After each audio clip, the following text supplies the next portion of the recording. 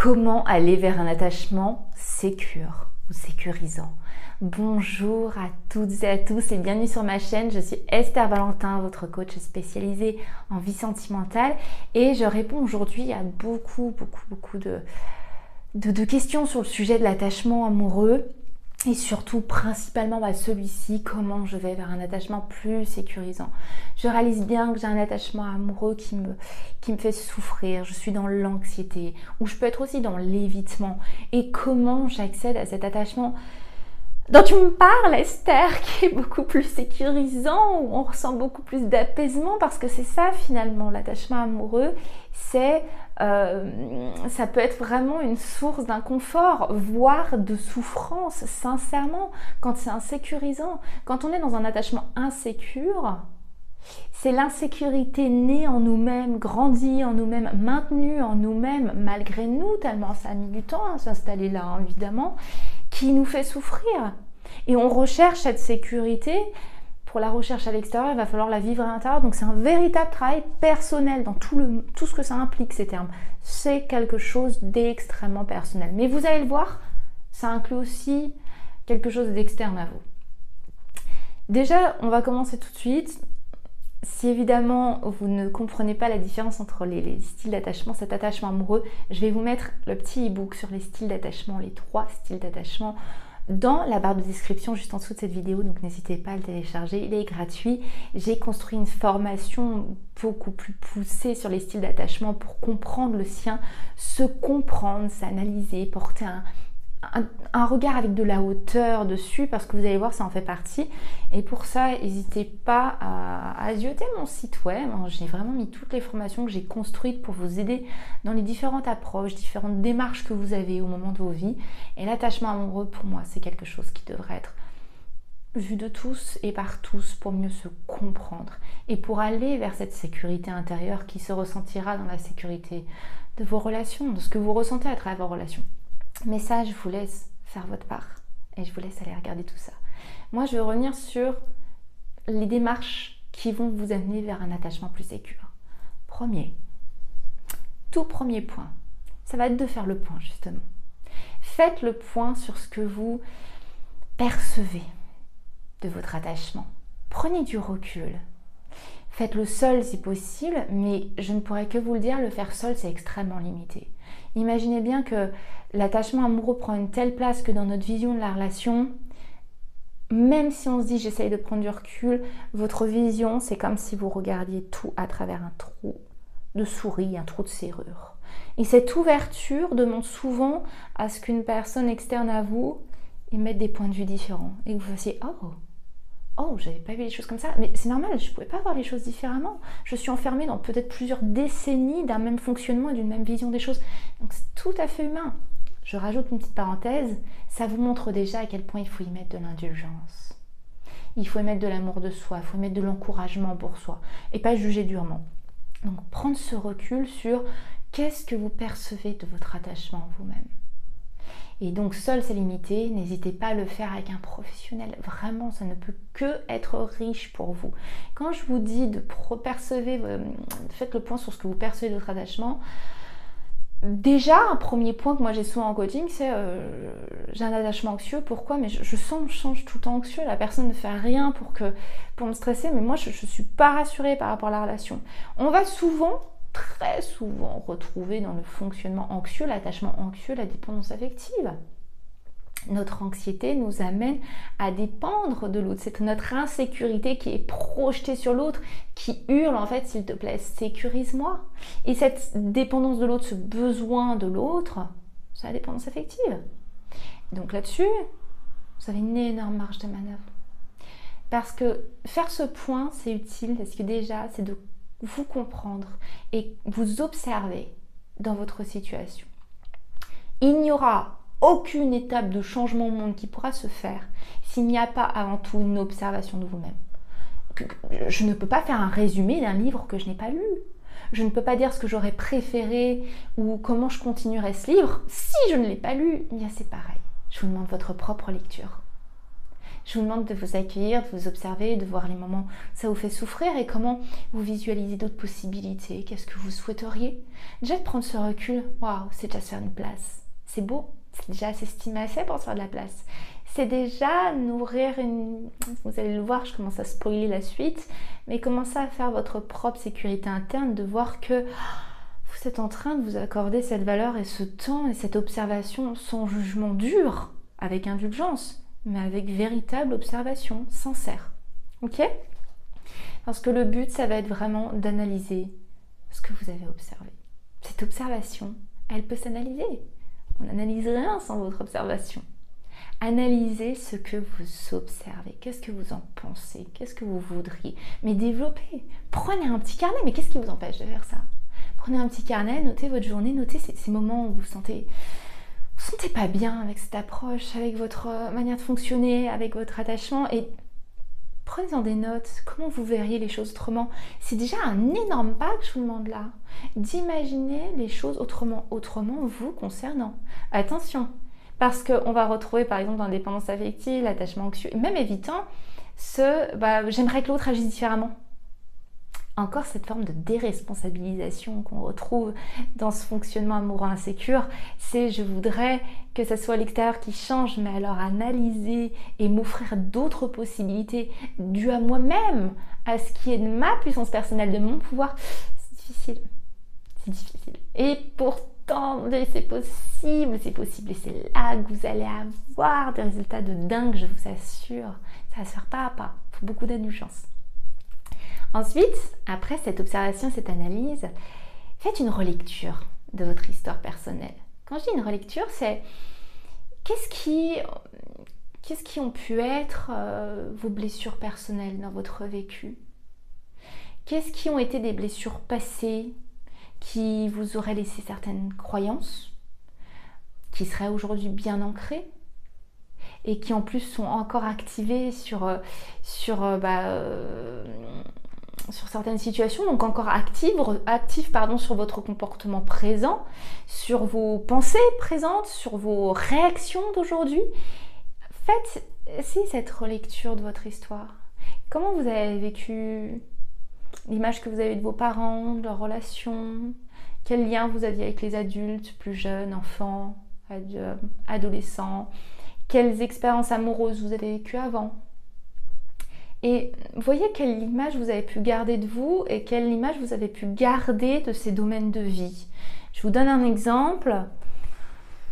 Imaginons que voilà, j'ai des parents qui auraient divorcé, un des deux serait parti, je l'aurais plus vu, enfin ça aurait vraiment brisé mon schéma familial.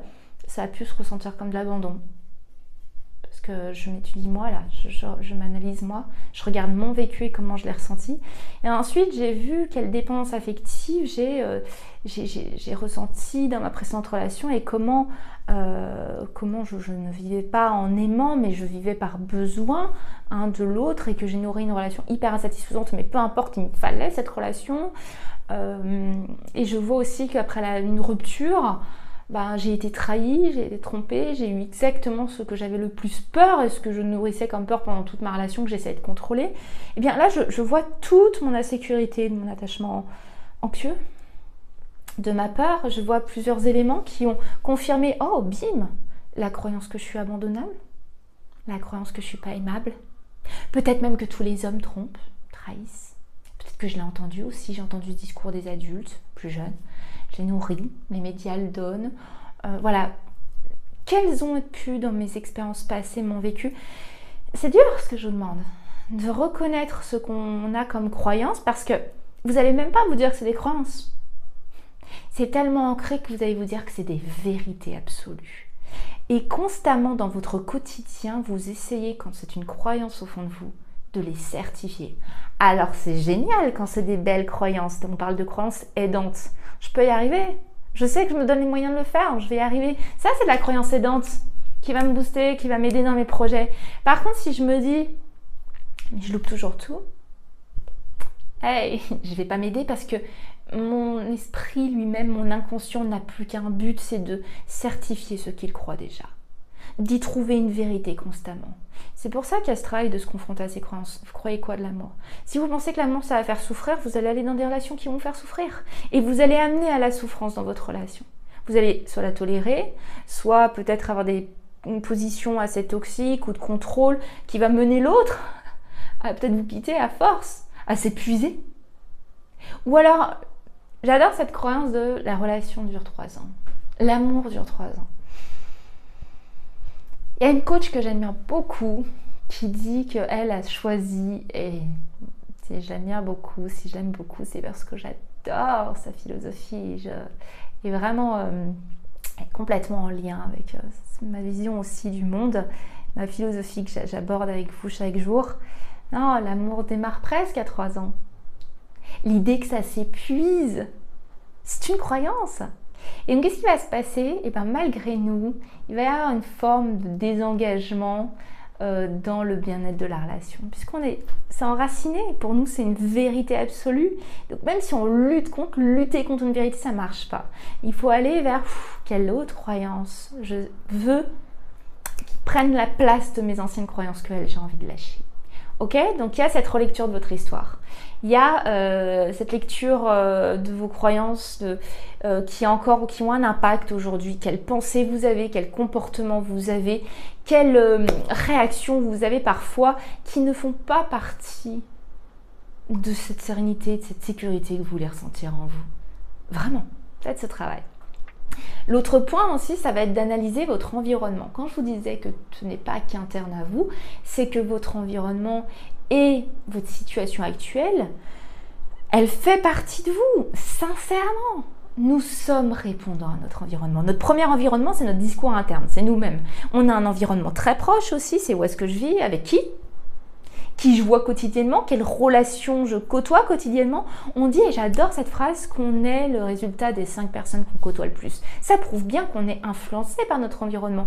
Donc en fait, vous devez avoir l'influence positive sur votre environnement pour le choisir, prendre celui qui vous met dans les meilleures conditions, la meilleure version de vous, les meilleurs comportements, les meilleures pensées, les meilleures réactions. Et c'est là où vous devez nourrir votre environnement. Mais, comme tout, vous ne pouvez pas vous demander de faire le travail seul et de ne pas revoir votre environnement. Si vous grandissez dans un environnement toxique à ce jour, vous ne pouvez pas vous demander d'aller dans la sécurité. Si vous avez votre partenaire qui vous ment à des violences psychologiques envers vous en vous rabaissant, vous ne pouvez pas vous demander d'être quelqu'un qui se sent sereine ou serein. C'est pas possible. Donc, vous savez votre part de travail personnel. Vous avez aussi à revoir votre environnement. L'un ne peut pas aller avec l'autre. Si par contre vous êtes dans l'autre extrême, comme d'habitude, aucun extrême n'est bon. Si vous êtes dans l'autre extrême où vous voulez revoir tout votre environnement, mais que vous, côté sécurité personnelle, engagement, implication, responsabilisation personnelle, zéro, nada, c'est l'environnement que je veux changer parce que je me sens pas bien, je me sens en insécurité, mais je ne cherche pas une seule seconde pourquoi, même si ça m'est arrivé dans toutes mes relations, donc je vais changer de relation. Par exemple, vous allez nulle part non plus. Donc c'est complètement parallèle. Ça va ensemble. Qu'est-ce qui vient de moi? Quels sont mes comportements, mes pensées, mes réactions qui sont dues à des croyances qui ne vont pas avec la situation? Et est-ce que la situation et l'environnement est en adéquation avec le meilleur que je veux me faire vivre pour me tirer vers le haut? Est-ce qu'il y a ce bel équilibre? Si je suis dans un bel environnement qui me pousse vers le haut et qu'en même temps je suis très impliquée et responsabilisée de ce que je ressens, ce que je crois, ce que je pense et ce que j'en fais, waouh, ça match, mais de fou, c'est génial. Pensez à cette image que j'aime donner. Vous êtes une graine. Oui, vous êtes revenu à l'état de graine ce jour dans cette vidéo. Vous êtes cette graine. Si je vous mets dans un petit pot rempli de cailloux et pas nourri, vous n'allez rien donner. Pourtant, vous, même graine, je vous mets dans un petit pot rempli de terre, la bonne terre. Je ne suis pas très bonne jardinière, mais la bonne terre, la bonne alimentation. Vous allez donner un résultat incroyable. Alors, je vous pousse à vous demander, petit exercice symbolique de cette vidéo, vous donneriez quoi? Vous serez quoi? Une plante? Un arbre? Il y aura une fleur? Des fleurs? Visualisez-vous bien. C'est dans l'environnement que vous choisissez que la même personne se développera d'une manière différente. Alors oui, si on change la graine, ça change les possibilités, mais si on développe la graine, si on la met dans un bon environnement, elle donnera un résultat différent. Si je mets une graine dans un caillou, à moins que vous soyez la mauvaise herbe, mais sincèrement, je ne pense pas que c'est ça que vous avez visualisé pour vous, eh bien, ça ne sera pas pareil. Donc voilà le travail de mon environnement, mes situations que je me fais vivre, que je fais perdurer, mais moi-même aussi. Mon état, mes réactions, mes croyances, ok? Et l'autre point, ça va être l'amélioration de cet équilibre. Maintenant que je vous ai expliqué cette différence, environnement, comportement, vous devez analyser cet équilibre et l'améliorer. Est-ce que si je fais le point que mon environnement, ma situation, on ne peut plus révélateur d'un merveilleux environnement pour grandir, mais que mes comportements sont pas du tout en adéquation avec ça, comment je peux peut-être rééquilibrer en faisant un petit peu plus d'investigation sur mes croyances et mes réactions, qu'est-ce que ça cache. Si par contre je vois à quel point je nourris mon travail personnel, mais que mon environnement est hyper instable, hyper insécurisant, comment je redonne de l'énergie à travailler sur cet environnement. Et je trouve voilà cet équilibre constamment. Donc n'oubliez pas, phase d'observation, d'expérimentation, de réobservation, de relecture, de réexpérimentation s'il faut réaligner les choses, et la répétition. Il n'y a pas de secret, il n'y a pas de poudre magique. Personne n'a fait ça en se levant un beau matin. Mais la différence, elle se fait là. C'est que si vous voulez que ça change, si vous la voulez, cette sécurité intérieure, c'est déjà un grand pas de fait. C'est déjà arrêter de dire je veux que ça change, mais je ne veux pas me prendre en charge. C'est énorme. Vous avez fait la différence avec déjà beaucoup de choses, beaucoup de monde, ne serait-ce que le vous d'hier. Ensuite, ça va être de savoir ce que ça influence dans votre présent. Prendre cette conscience de j'ai envie que ça change et je prends toute conscience de ce que ça influence dans mon présent et donc dans mon avenir. Ok, là je suis complètement en ouverture sur la pleine acceptation de la situation et de mon comportement. Ensuite, ça va être de développer une sécurité envers soi-même. La confiance et l'estime de soi, elles vont être intégrées dedans. Qu'est-ce que j'adopte quotidiennement comme pensée, comme croyance sur moi, comme discours interne par exemple, qui me nuisent dans mon estime de moi et qui font donc que je suis naturellement une personne qui ne me sent pas aimable, donc qui ne se sent pas en sécurité et donc qui constamment a des réactions d'anxiété face aux relations. Pourquoi je suis anxieux face aux relations amoureuses? Pourquoi? Parce que je pense que je ne suis pas aimable? Parce que je pense que quand on va trop me connaître, on va se détourner de moi? Est-ce que moi je ne me suis pas détournée de moi à un moment? Ça, c'est tout ce qu'on projette à l'extérieur est à revoir à l'intérieur. Plus je me permets, oui, ça va démarrer de ce mot, ouais. Plus je me permets de me dire que je suis quelqu'un qui a toutes les qualités pour être aimé de dingue, qui a le droit à la meilleure vie parce qu'en plus je m'y implique, plus je vais naturellement y aller. Je vais le faire, je vais être en adéquation avec la réaction, je vais avoir une relation amoureuse avec une personne qui saura m'aimer parce que je n'accepterai plus des miettes. Je ne peux plus accepter des miettes parce que je suis légitime de ne pas en avoir des miettes. Moi, je veux une relation totale. Je veux la totale. Je veux quelqu'un qui n'a pas peur de s'engager. Je veux quelqu'un qui a envie d'être avec moi. Je veux quelqu'un qui, tous les jours, ça se voit que cette personne me choisit. Et là, si je veux ça, je suis ok. Mais il faut le mettre. L'inconscient et le conscient, il faut les mettre en accord. Ça ne veut pas dire que j'ai une surexigence, ça veut juste dire que j'arrête de chercher ailleurs ce que je n'arrive pas à me procurer. Là, on parle de remplir son propre verre avant de remplir celui des autres. Remplir ma sécurité intérieure, quelle image je veux nourrir de moi, quelle pensée je nourris de moi, et donc qu'est-ce qui se répercute. Et c'est normal si constamment je suis en train de nourrir la croyance qu'on va me lâcher, on va me tromper, on va me trahir, on va plus m'aimer, on va m'abandonner. Mais c'est normal qu'à des moments j'ai des réactions peut-être qui soient disproportionnées face à la situation. Un conjoint qui a dit un mot, fait une réflexion, explosion. Vous comprenez bien que vous avez ancré en vous, dans votre histoire personnelle, des alertes de souffrance. Et votre cerveau, dès qu'il va penser, trouver une situation similaire, alors déjà c'est compliqué, j'ai fait exprès, c'est pour vous montrer comme il a fait des chemins détournés, il va lancer tout l'état d'alerte. Je vous assure que si on faisait une IRM, on verrait tout votre cerveau s'activer. C'est pas plus fort que vous, c'est en accompagnement avec vous, ces réactions. C'est-à-dire que vous ne pouvez pas leur dire de plus exister, mais vous allez les accompagner pour qu'elles réagissent différemment. ok? Parce que vous leur donnez d'autres sources, d'autres nourritures, votre propre sécurité envers vous-même.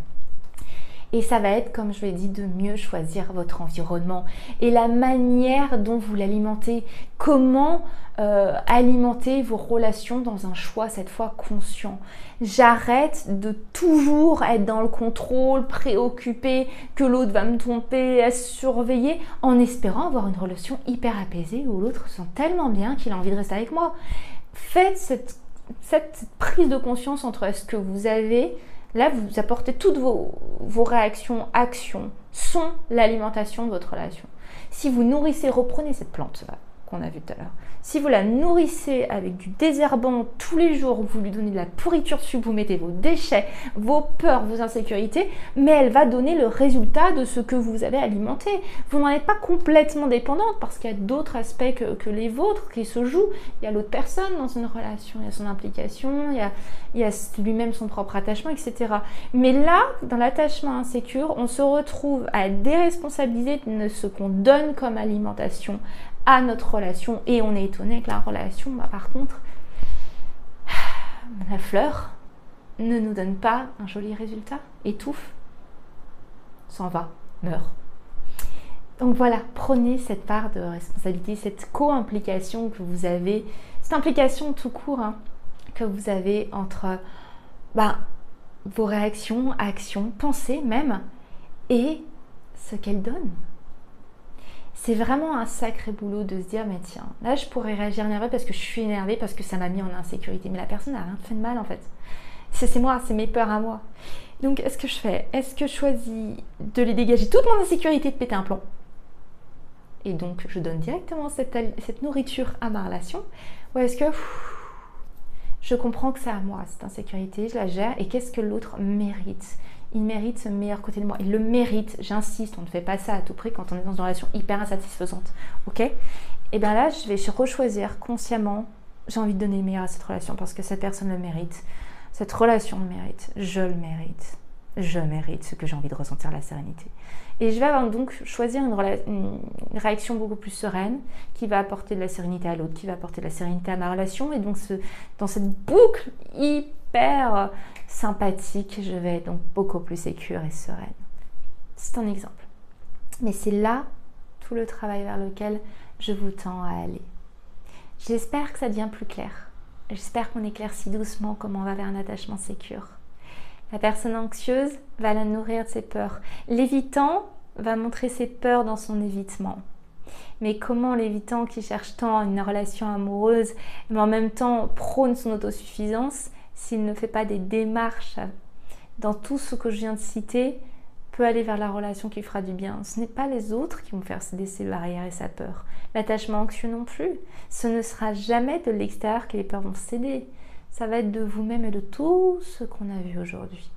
Donc n'hésitez pas à mettre en commentaire où vous en êtes, ce que vous faites, ce que vous pratiquez, ce que ça vous fait ressentir, ce que ça vous fait penser, à partager votre travail. Là vraiment, je pense que ça pourrait être extrêmement bénéfique à toute autre personne parce qu'on sera tous à des étapes différentes dans ce procédé pour aller à un attachement plus sécure, et je pense que ça va être super sympa de se le partager. Donc n'hésitez pas à commenter, n'hésitez pas à liker si cette vidéo vous a plu, et surtout, vous le savez très bien, on va se revoir très très vite parce que je ne vous lâche pas, et ça sera très prochainement une nouvelle vidéo. À très vite, bye bye.